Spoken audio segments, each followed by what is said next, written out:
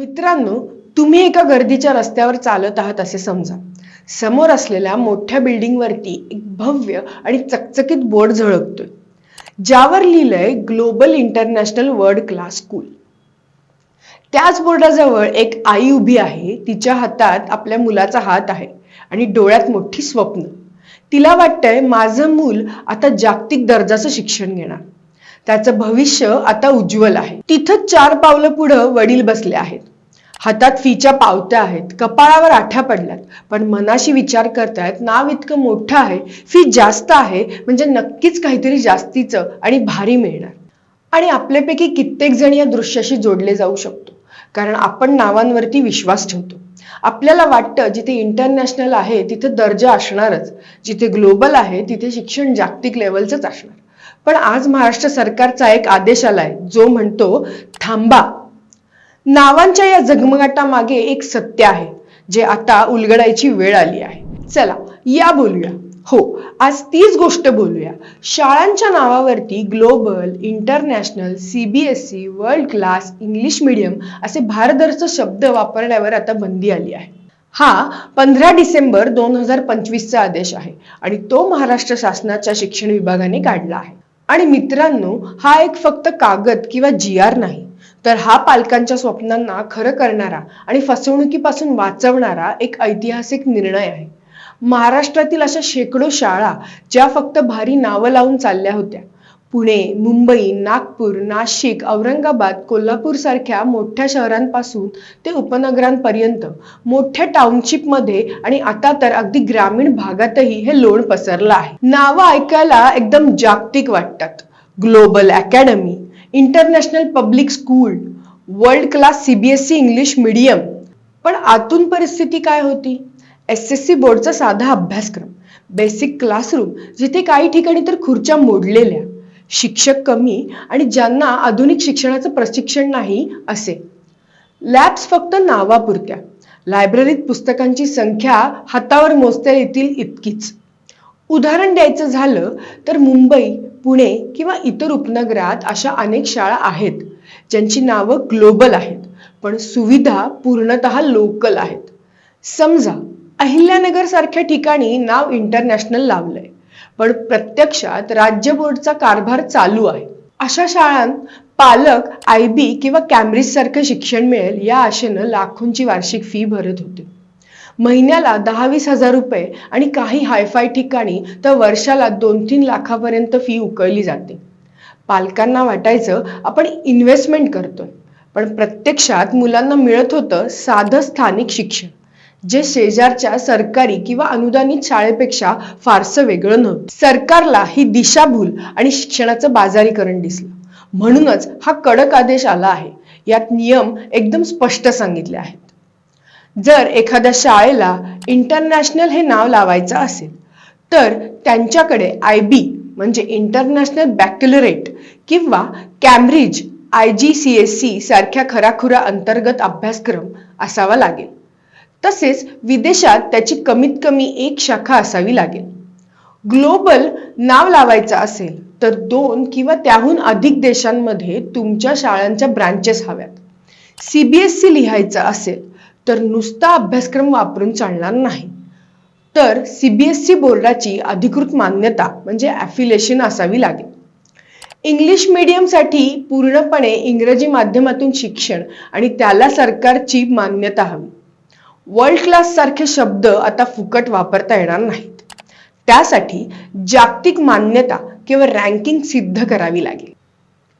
विद्यमान शाळांची आता तपासणी होईल. शिक्षण संचालनालयाने स्थानिक शिक्षण अधिकाऱ्यांना स्पष्ट सूचना दिल्या आहेत. जर यात काही खोटेपणा किंवा दुरुपयोग आढळला तर नाव बदलण्याचे आदेश दिले जातील आणि फी परत करण्यापर्यंतची कारवाई होऊ शकते. हे सर्व NEP 2020च्या पारदर्शकता आणि गुणवत्ता धोरणांशी तंतोतंत जुळणारा आहे. पण मित्रांनो, यात पालकांची फसवणूक करणारे 2 मोठे सापळे आहेत ज्यावर आपण कधीच लक्ष देत नाही. पहिला सापळा आहे सेमी इंग्लिशचा लपवाछपवीचा खेळ. अनेक शाळा मोठ्या दिमाखात इंग्लिश मीडियमचा बोर्ड लावतात. पालकांना वाटतं की आपलं मूल आता फाडफाड इंग्लिश बोलणार, पण प्रत्यक्षात त्या शाळा सेमी इंग्लिश असतात. म्हणजे काय?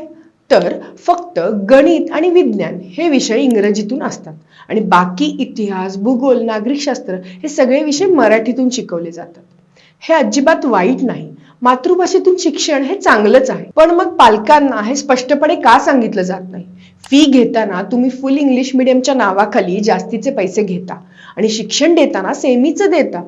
हा जो पालकांच्या डोळ्यात धूळ फेकीचा प्रयत्न आहे त्याला आता या आदेशामुळे चाप बसणार आहे. दुसरा आणि सगळ्यात मोठा सापळा म्हणजे फ्रँचायझी बिझनेस मॉडेल.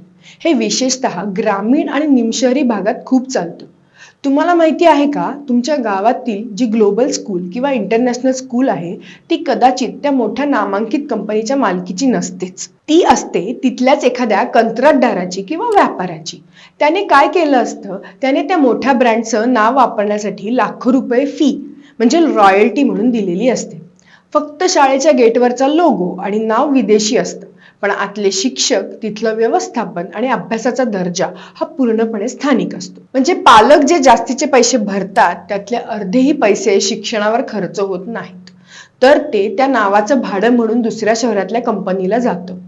आता या नवीन नियमांमुळे हा नाव घेण्याचा धंदा अडचणीत येईल आणि शाळा चालकांना फक्त नावावर नाही तर गुणवत्तेवर काम करावं लागेल. आता तुम्ही म्हणाल, आम्ही सामान्य पालक, आम्हाला हे कसं कळणार की शाळा खरी आहे का खोटी?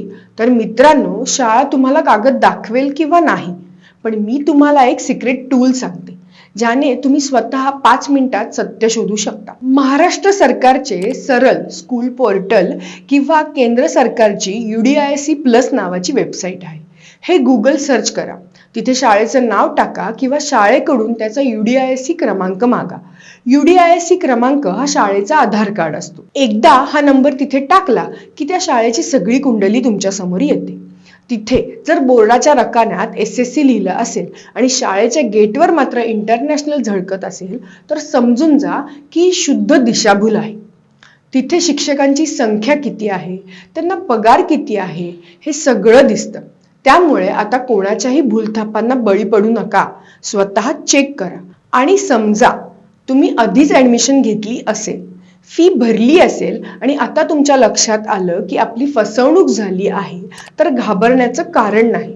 जर शाळेनं खोटं नाव लावून, खोटं सुविधांचा आमिष दाखवून तुम्हाला प्रवेश घ्यायला लावला असेल तर हा सरळ सरळ ग्राहक संरक्षण कायद्याअंतर्गत फसवणुकीचा प्रकार ठरू शकतो. तुम्ही शिक्षण उपसंचालकांकडे किंवा शिक्षण अधिकाऱ्यांकडे लेखी तक्रार करू शकता. सरकार आता अशा शाळांची यादी जाहीर करण्याच्या तयारीत आहे. त्यामुळे पालकांनी आता मुकाट्याने सहन करण्यापेक्षा आवाज उठवणं गरजेचं आहे. या निर्णयाचा सर्वात मोठा फायदा तुम्हाला म्हणजे पालकांना होणार आहे. विचार करा, आधी तुम्ही फक्त बोर्ड पाहून शाळा निवडायचा. इंटरनॅशनल आहे म्हणजे भारीच असणार असा आपला समज असायचा. तिथे परदेशी शिक्षक असतील, हायटेक लॅब्स असतील, स्विमिंग पूल असेल असं वाटायचं. पण आता तसं होणार नाही. आता पालक नावावर विसंबून राहणार नाहीत.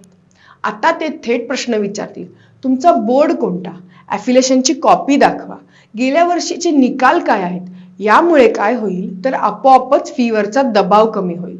शाळांना आता इंटरनॅशनल नावाच्या जोरावर 10-20 हजार रुपये उकळता येणार नाहीत. ज्या सुविधा नाहीत त्याचे पैसे घेता येणार नाहीत. विशेषतः मध्यमवर्गीय कुटुंबांसाठी हा मोठा दिलासा आहे. ग्रामीण भागात जिथे गावातील एकमेव ग्लोबल स्कूल मनमानी फी आकारत होती, तिथे आता नाव साधं होईल, फी कमी होईल आणि मुख्य म्हणजे आता स्पर्धा नावात नाही तर गुणवत्तेत होईल. शाळांसाठी मात्र हा नक्कीच मोठा धक्का आहे. महाराष्ट्रात 1 लाखाहून अधिक खासगी शाळा आहेत. त्यापैकी हजारो शाळांना आता आपली नावं बदलावी लागतील. नवीन बोर्ड लावणे, स्टेशनरी बदलणे, बसवरची नावं बदलणे, लोगो अपडेट करणे याचा खर्च लाखांमध्ये जाईल. त्यांना प्रशासकीय त्रासही होईल. कागदपत्र सादर करा, तपासणीला सामोरं जा. पण याची चांगली बाजू अशी की यामुळे गुणवत्ता वाढेल. आता जर त्यांना मार्केटमध्ये टिकायचं असेल तर त्यांना भाग पडेल खरोखरच इन्फ्रास्ट्रक्चर सुधारावं लागेल. नवीन लॅब्स आणाव्या लागतील, डिजिटल क्लासरूम कराव्या लागतील, शिक्षकांना ट्रेनिंग द्यावं लागेल. नुसतं पाटी लावून चालणार नाही. यामुळे खऱ्या अर्थाने चांगल्या शाळा जसे की खऱ्या IB किंवा कॅम्ब्रिज शाळा आहेत त्यांचं महत्त्व वाढेल. आणि बाकीच्यांना सुधारावं लागेल. या निर्णयाचा समाजावर आणि शिक्षण व्यवस्थेवर खूप खोलवर परिणाम होणार आहे. आपल्याकडे एक म्हण आहे, शिक्षण हे पवित्र दान आहे, बाजार नाही. पण गेल्या काही वर्षात शाळांचा अक्षरशः बाजार मांडला होता. फेसबुकवर जाहिराती, इंस्टाग्रामवर रील्स, मोठे होर्डिंग्स लावून पालकांना आकर्षित केलं जात होतं. जसं एखादं प्रोडक्ट विकलं जातं तसं शिक्षण विकलं जात होतं. आता या मार्केटिंगला लगाम लागणार आहे. सरकारला आता एक पारदर्शक ऑनलाईन डेटा बेस करावा लागेल, जिथे पालकांना एका क्लिकवर शाळेची सगळी माहिती मिळेल. काही लोक, विशेषतः शाळा चालक, यावर टीका करत आहेत. त्यांचं म्हणणं आहे की छोट्या शाळांवर हा अन्याय आहे. त्यांचा खर्च वाढेल, अंमलबजावणी करणं कठीण आहे. हे खरं आहे की यात अडचणी येतील. काही शाळा कोर्टातही जातील, पण दीर्घकाळाचा विचार केला तर हे शिक्षण क्षेत्राच्या शुद्धीकरणासाठी गरजेचं आहे. कर्नाटक, गुजरात, तामिळनाडू यासारखी राज्य आता महाराष्ट्राचं हे मॉडेल कॉपी करण्याची शक्यता आहेत. शेवटी मित्रांनो, एक सांगायचं आहे, हा निर्णय आपल्या मुलासाठी आहे. मुलांचा भावनिक विकास, त्यांची जडणघडण, त्यांची स्वप्न ही शाळेच्या नावाच्या मोठेपणावर अवलंबून नसतात, तर ती खऱ्या शिक्षणावर अवलंबून असतात.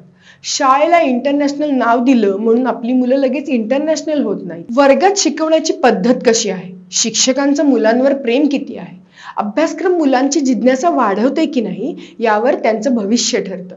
शाळा हे ज्ञानाचं मंदिर आहे. तिथून आता हे खोट्या नावाचे पोस्टर्स उतरवले जातील, आतमध्ये खरं शिक्षण दिलं जाईल अशी आशा करूया. कारण शेवटी नाव मोठं असून भागत नाही, तर आतलं सत्य आणि काम मोठं असावं लागतं.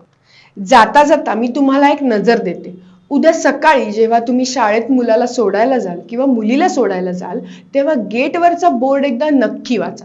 जर तिथे इंटरनॅशनल, ग्लोबल किंवा वर्ल्ड क्लास असं काही लिहिलं असेल, तर तिथेच उभं राहून मोबाईलवरती मी सांगितल्याप्रमाणे सरल किंवा UDISC वर चेक करा. आणि जर तुम्हाला काही तफावत आढळली तर खाली कमेंट्समध्ये नक्की सांगा.